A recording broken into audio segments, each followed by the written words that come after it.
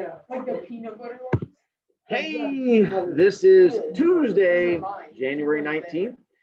The reason you are hearing noise in the background is the fact that we have real life human people in the room. All right, hang on. Let's back up. Human people in the room. I'm still not sure about some of them. And so we're going to be going through some things and never mind. We're always going through some things. Sorry, hang on, Tom. And we're going to see how this learning thing goes, because apparently it's been a long time since some of these kids have been around other humans, and that is going to make for quite the entertaining time. All right. Let's see what's there. You guys, for the most part, probably aren't going to need your iPads because you're not missing a thing. The iPad is for those of you who are missing work, because I'm going to have the kids turn in a thing. Today is transition-y day, where we're going to be going from one thing to new thing, which is Greek mythology. But I want to sort of wrap up those fable quizzes that we had from before. So I'm going to go through speedy version of discussy, talky, and stuff like that. Before I forget, let's see. Blah, blah stuff up there. Did that. Oh, blue kids, I will have a seating chart up there for you guys when you get here tomorrow. All 6 of you who are coming in, which should be interesting. Yes, quite the flip. Tomorrow, I'm going to have like 6 kids in here and all of you guys on Zoom. And then today, it's all of you guys here and the 6 kids that are there. You know, not confusing as a teacher whatsoever. Hi, Eli. Because a kid drew them and I thought they were really impressive. Yeah, I said the same thing. She's like, what? She's like, those are really bad mushrooms. I'm like, I thought those are pretty good mushrooms. I can't draw mushrooms at all. What'd you guys say? Did you say, am I going to kick you out of class already on the first day you're here for talking over me? What? No, that's ridiculous. Mina. What the heck is that? That's a clock. We use it to tell time. That's a clock. The thing next to the clock. What are you The thing that says exit sign, that's how you know how to get out of the room. This is a fun game. Oh, that's a BroviCorn. That's been up there for like 10 years. How'd you just now notice it? And then above that is a Campbell corn. And then above that, I don't remember which kid gave me that. I have to go back and look at it. And so there's like, it keeps going smaller and smaller. It's like anyway, they'll figure it out later. Hi, what's up, Donna?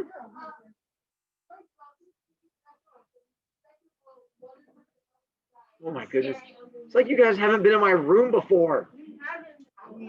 Home children, I apologize. I can only assume that you're going to be going through the same thing when you guys get here tomorrow.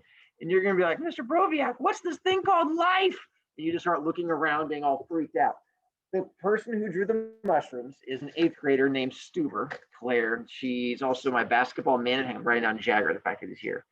And so she's on my basketball team. And so she came by after practice one day, and that's when she drew that one up there.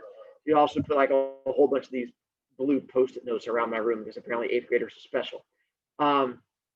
That is a random picture that has Mr. Fossil's face on it because it's fun to taunt other teachers. And so they just sort of randomly put his face on there to taunt him because it brings us happiness. So goodness gracious. Hi, Jay. I don't know. My daughter wrote that, and apparently that's just a special thing again. Right? I don't know. No. Sure, they're your loss of points. I don't know. It's a. I don't know. 8th graders are weird. Unlike 7th graders who are completely normal. I did not realize this was going to be the issue of having you guys around other humans. Sure. Thank you for coming back to. So schedule for this week.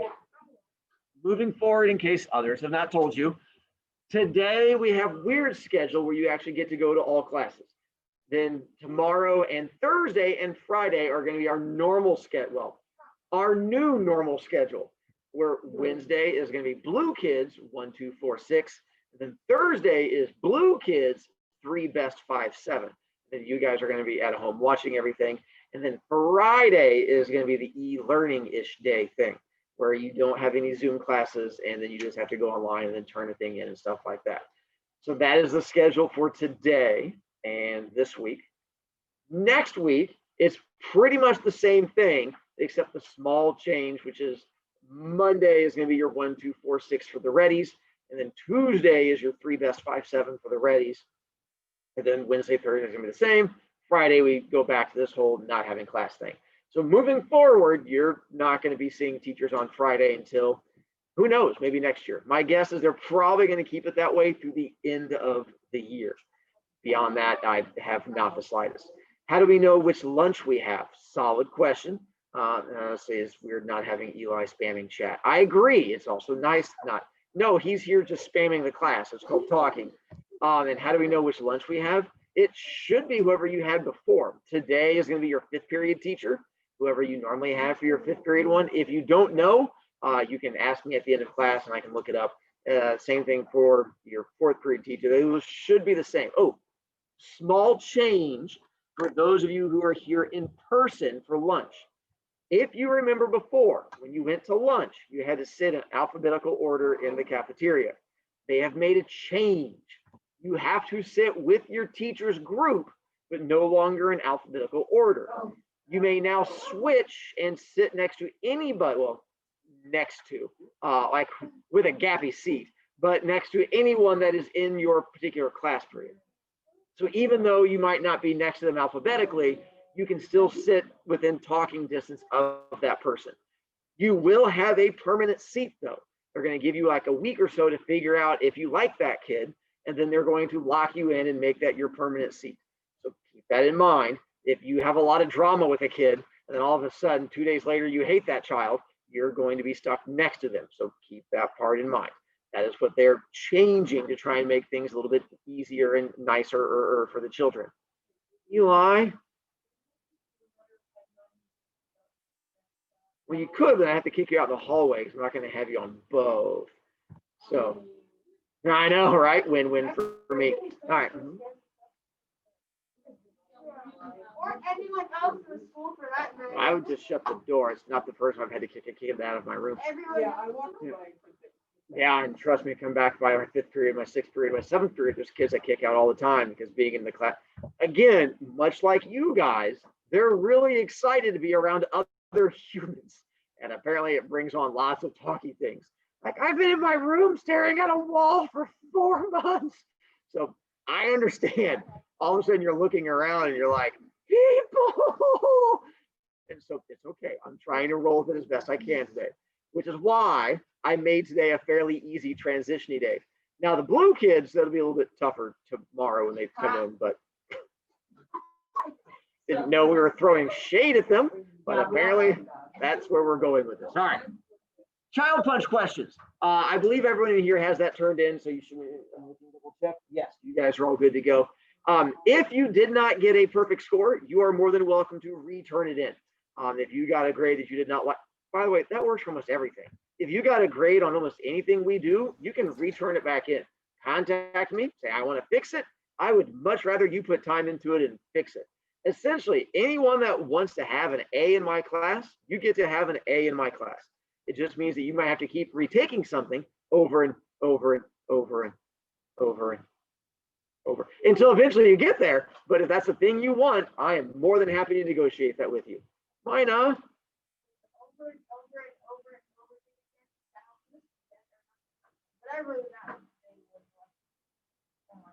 That's the thing.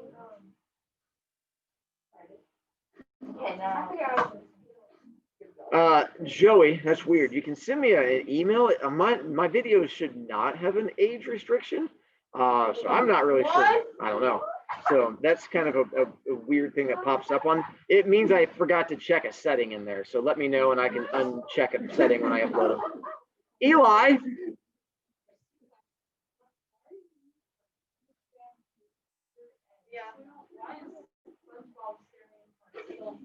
Well, SpongeBob's been there for years. So that's not a change. 2, the music stand makes it much easier for me to work. I figured that out while you guys were gone.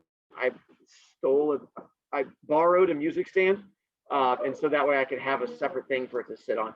And so I tried putting it separately, but it keeps sliding every time I touched it. So I had to, anyway, issues. So here, let's see, we have, let's see, what time does this class end? So I know when to get ready. 10:30. Just want to make sure we're good to go. Not that I'm excited or looking forward to it or anything. My goal is to try and find more nonfiction articles that are along these lines. I don't know if they're all going to be about adults punching children, but I will try to find ones that are controversial in a fun way to allow you guys to get into big talky things. It might be about kids hitting other kids. Apparently violence is something that appeals to you guys. So I'll see what I can do about finding children and violence in a happy, friendly, friendly, violent way. I'll see what I can find for you guys. There, example. Let me speed through the quizzes from last week, just in case you guys had questions on any of the answers. So first quiz that you guys did last week, the moral match one. I tried doing the whole group thing, although half of you chose to work by yourself, so that kind of ruined the whole letting you guys work in a group. I'm like, you can cheat off other people, and half of you guys like, I hate other people.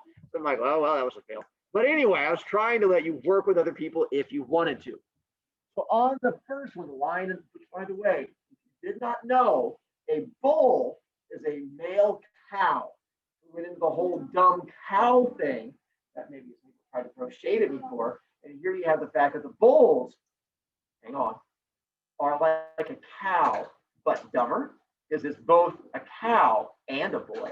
So the fact that you get both those things multiplied together. You know that works because not a single boy was insulted by it. And I saw like 4 of you girls giggle at the same time. And the boys just nodded and went, uh-huh. And so that's how you know it was effective. All right, so back to here, the fact that the bulls and the whole circling thing. Together we're strong, divided we fall, much like with Aesop trying to teach the people out there, if they work together, they get to kill them. But when they don't work together, they've lost all their money. Same idea. The hare and the hound, this was the one about the hare, or the dog that tries to get the rabbit, and the rabbit runs away from him. The old guy the boomer makes fun of him. Essentially, those of you who want food are going to fight hard, but those of you who want to not die are going to fight harder. The rabbit wanted to live. If the rabbit loses, he loses permanently. The dog just wanted food. If he lost, he just lost his snack. Yes? I realized the way Aesop died proved that teachers are evil because he chucked away all their money because they were fighting, but he could have just given them the money and watched them tear themselves apart, which would have been much more entertaining. We may have different ideas of how entertaining works, but yes, Jay, well done. Why are you giving me scared eyes? Yes, Evan. Why is your student revolution? You're always welcome to begin. Student revolution! Yeah. By the way, there's another fable out there. It's called The Belling of the Cat, where the whole thing is, the moral is, it's really easy to suggest a thing and not so easy to be the first one to do a thing. As I see you guys are all yelling, student revolution, and you're all looking like, someone be the first one to go at him. I want to watch that kid die. I'm going to stay in the back and just watch all these things happen. And so, yeah, there's a big time belling of the cat. That's why I'm not too worried. It requires that one brave kid to come running at me and get dropped. I meant to begin the revolution. So the lobster and the crab on this one. Ooh, speaking of which, I think this one applies to you too. It was the lobster and the crab. They got in a boat and the boat sank. And the whole idea there is the whole, take the small risks in life to make things better. Mr. BroviCast, are you telling us to do dangerous things? No, that's not what I'm telling you. The idea of small risks are the ones that are not going to damage you. So if there's like that special person that you keep giving winky eye to, and now all of a sudden you're back in school, now's the time you get to walk up closer to them and be like, winky, like, creepy, and they run from you. But see, that's a small risk. The worst that happens is they make fun of you and you live the rest of your life in shame. That's a small thing. And so the idea is you take a small risk and it makes things better. Are you saying that we should go rob a bank? No, robbing a bank is a big risk. There's a difference between small risk and big risk.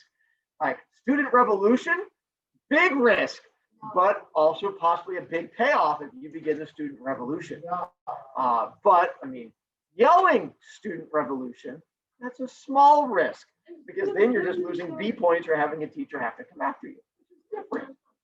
What's up? I know you said that we can for someone to be small risk, but it can also be a big risk. I'm not saying a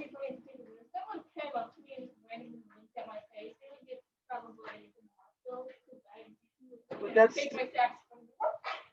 still a small risk because maybe it's that special person and you're like, Winky for me? And then you hit them. And so, but they have that bonding moment for a second. And that was a small risk. And then we get the mouse at the seashore, but the mouse who went for the really long. Oh, by the way, I could not put on there a moral about making sure that you don't listen to your parents, because I'm afraid a lot of you guys would choose that one. Because the parents go, don't leave. And the child mouse goes, whatever, I'm a teenager, and then leaves anyway. And then everything turns out all right. Those are phrases like, there's the moral to not listen to our parents. And that's not where it was. But the idea of all the miles of hard road were worth all the goodness in the end. You know, going up to that special someone, even though you're really scared, and winking at them, even though that she carries a large, heavy instrument, and you're like, at the end of the day, it may pay off. See? Yeah. When you give me ammunition, I'm going to use it in my stories. That's how things work. Number 5, the bear and the crow. The one where the bear was wanting to dress up all special, and the crow made fun of him, and he dressed up that way anyway. Going back to those of you who really want to believe a thing, will believe it no matter what. You know, like, hey, let's go storm the Capitol. They're like, that's a bad idea. They're like, do it anyway. And like, I'm in. And they all went and did it. It was the same idea. When you desperately want to believe a thing, sometimes you're going to make not so good choices. When I said not make good choices, you raised your hand. Yes, Evan. Going back to the big risk, big reward, the eviction of the Capitol was a giant risk. It had no reward. So I think you may be wrong. No. Well, they saw it differently. There was a reward. They got Nancy Pelosi's like Yeah. lecture. And they got to be on TV. How many of you have gotten to be on TV? And many of them are going to be in history books years from now. When you guys get a book and they talk about that, and you're going to flip the pages, you're going to like, look, there's Crazy Antler Man. And now all of a sudden he gets to be part of a book. What do you get to be? Same? Where's that going to get you? I can read the See? Problem solved. We should. Yeah, go. Mina. Well, someone has to. That's how the history books are made. We're not judging people who made really bad decisions. We're trying to get through learning. Number 6. The camel dances, the camel who was trying to dance, make the world a better place, and people made fun of them. They said, I'm gonna do it. This goes back to those of you who, even though it came out like years ago, are still playing Fortnite, even though everyone else has moved on to Call of Duty. Yeah. If you're still playing, or Minecraft, which came out 50 years ago, and you're still fighting your way through playing Minecraft, and you're like, or Roblox, and you're like, I don't care about those other people. Roblox is the bomb. You keep doing what works for you and not worrying about the others. Happiness comes to those who please themselves and don't worry about those other kids. Mina.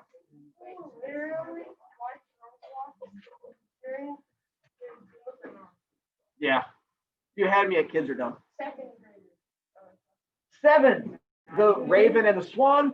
The raven wants to be really cool like the swan. She was like, hey, I'll go hang out where the swan was hanging out, and dies. The change of basically it means you can't become smart just by going and sitting on the math team. You'd be like, I'm gonna sit on the academic team. Instantly become smart because they all have good grades. What do you mean they do work? Losers. And so you have to actually do the work. You can't just go be around those people. You can't just go to a bunch of basketball games and then suddenly know how to play basketball. You have to actually put in the work to figure out the stuff. Jay. Everyone on the map team is just doing what that one dumb kid thought. And they lose. You know who says things like that? Number 8, the wolf and the goat. The goat was on the hill, and the wolf kept saying, hey, come down and hang out with me. And he was like, don't you want to be down here? And the goat's like, no, because you're going to kill me. And the wolf was like, student revolution. And so the same idea. Be careful when you have a friend who keeps telling you a thing and they're not doing it for the right. When you're in class and you get out your homework to turn in and your friend's like, hey, you should probably go to the bathroom before class starts. I'm like, okay, like, let's leave your homework out so we can get air. And then you leave and you come back like, where's my homework? And they're like, I turned it in for you with their name on it. And so it's the same thing where all of a sudden they had an alternate. Yeah. So the whole watch out for, basically don't trust other people. Yeah, watch out. 9, the old man in death who didn't want to work and said, I wish I was dead instead. So death shows up and he was like, JK, because apparently you don't want those things to actually come true. But how sorry we would be if many of you are like, Mr. Broviak, I wish we didn't have to come to school anymore. And all of a sudden the pandemic was like, hold my juice box on and steps up. You're like, I just want to go back to school again. It's the same thing. You have to watch out. All right. So those were our fably things. Then to run through the other quiz, which no one in here is missing, we'll do speedy version on this one too. Which of these would be the best description of, so the owl and the chihuahua. What do we know about the owl? The chihuahua. There you go. So you have the smart character helps the other one not. Mr. Broviak, would those characters do well in this class? There's every chance that might be aimed at this particular. Are you trying to volunteer for one of them? Oh, what's up? Therefore, no, they would not be a good fit. Spoken like a true Chihuahua. Number 2, the tortoise and the hare. Let's see. Evidence. So that was the one that was written out. It was the first fable. What evidence would tell us it was the first fable? Rhymes. So I was looking for the rhymes or the rhyming because I was looking for the evidence. So if you wrote poem, I took that. If you did rhymes, rhyming, I took that. If you put verse, I did not take that because directions were not your friend. What a happy sound. By the way, I had fun writing this one. Which type of fable would most likely use in the story? The scared puppy who accidentally stabs a mean wolf while at a park with his squirrel friend. Then they have to hide in a church until their friend the bull comes to rescue them in his car. See those references? Because what's it a reference to? The Outsiders. So, Mina, which one is it? It's correct. I was aiming for modern art. Oh, it is. Yeah, because had issues. I had to go back. Let's see. Since fables were created to help educate, what is the main feature a fable must have? Moral. I put back 2 and it said it was wrong. That's because you spelled it wrong. I spelled it right. You can send me an email and I'll look it up and I can tell you. Let's see. How is it that we have these fables that get passed down to us? Tradition. That was honest of you. I did. It was the only 2-word answer. I figured the same thing. I was trying to make it easy by telling you it was a 2-word answer. I forgot. Only so much I can do for you. Let's see, the type of fable for the bad kangaroo. And there's 2 different modern answers. The animals use firecrackers. That's correct. They use firecrackers. Not because there's animals doing human things. That's all fables. Oh. I mean, they're staring at me. Jagger keeps laughing at things, assuming he's Good job, Jagger. Good job.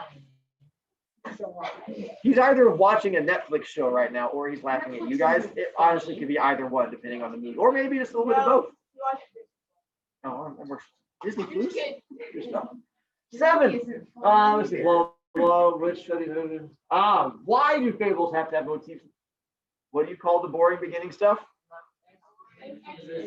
And fables don't have time for exposition, so that's where we get to. They're so short. There's no room for the exposition. I just didn't use the word exposition. Which of these does not work from our motifs? I don't remember. Because what characteristic did kangaroos have? We didn't. That's why it was a trick, because it was not on the list. But apparently they have high anxiety and they're very jumpy.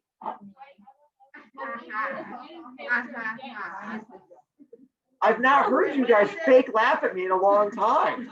Normally on Zoom, whenever you fake laugh, it looks like real laughter. So I just kept telling myself that I was hilarious. Whenever I do it, you guys be like, and I'm like, I think that's real laughter.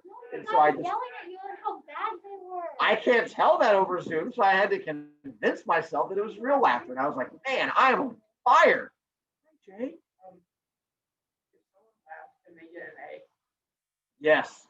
I don't know what class that'd be in, but sure. In this Oh, class. no, that'd be ridiculous. Darn it. And let's see which, I did enjoy this one to see which kids read it closely, because a lot of you guys would try to put down Africa, Yeah. but Africa is not a country. I've been noting. And then I had kids, Oh, yeah, and then they would take it a second time and then put Africa again, thinking that it would work better the second time. And then they would send me a message going, I keep putting Africa. And I'm like, that's not going to make it right, boo-boo. I'm like, you had to go, my fault for, not underlining it and putting it in giant capital letters. So, because it doesn't let you do that on campus. I did highlight it in yellow. So by the way, which country would it be? Yeah. And again, Mexico. I figured once you read it, you should know if it can't be Africa, or is it Australia? And I figured Greece, some of you guys would, and I figured, why not? We'll throw Mexico on there. Kangaroos could have been from Australia. Would have been. I mean, I'm not stopping you from putting that one down there. Let's see why. Oh, most likely I've led the greatest info on why he died that way. Because he's young and teachers are easy. I'm not sure. I mean, this one. Oh my gosh, never trusted that. You can remember yourself and say I called you a duck. And so they also wrote duck shame. Hashtag duck shame. You guys really like that answer, didn't you? Just like you really wanted that to be the correct one because it gave you a chance to attack me. I didn't take it. I like that. On this one, you had to actually figure out the real moral for the ant and the dove. There you go. Wait. Add in the bird picture of shoes. And 12, the one-eyed deer who's winking in one direction and he keeps trying. By the way, this one also applies to class and it applies to the student revolution. That's actually. Do you know that 70% of attacks comes from behind? Fun fact. 82% of all statistics are made up. So the trouble comes where we least expect it, meaning that when the student revolution happens, it is going to come from the kid I least expect it to be. So I'm like sitting there, I know, and you're like, Mr. Broviak, keep your eye on that Eli and J kid. Like, all right, student revolution. And then all of a sudden, Andrew's like, revolution! And he comes running in like, no! That's why I have to keep my eyes open for you guys. That's why it makes it easier on me. I just don't trust any children.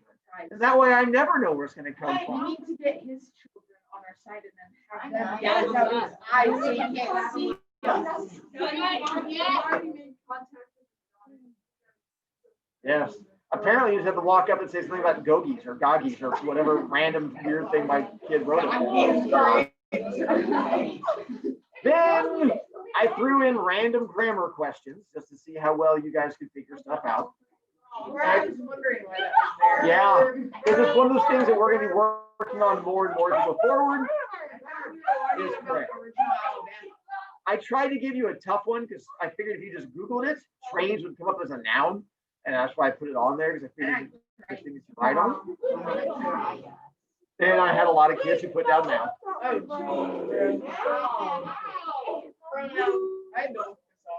And then again, I figured you could Google the answer, which I fully expected some of you to do. And you would see that he, she, it, they, us, we, all the pronouns. I forgot what it was. And orange, again, I was hoping you guys would try to Google it and it would tell you that orange was a noun. Because I know, I put that.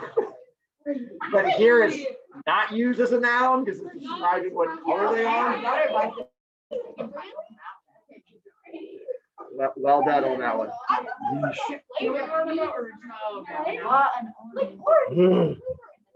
I'm so glad to have all of you guys back and yelling over me as I try to teach.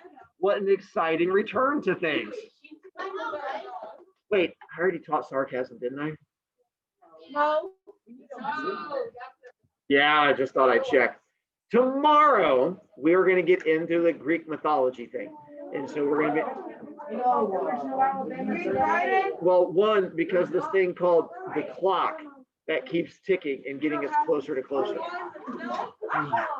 Blue children, I look forward to seeing the three of you who are coming in tomorrow. And hopefully things are a bit more. See, when you guys laugh, I can't tell if you're mocking me or if you actually mean it. Tomorrow when you're here, I'll be not you guys. I know you hate me.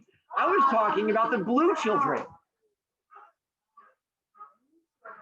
All right. But I'm going to let you guys go and take off, and we'll see you guys later. Till tomorrow. Did you know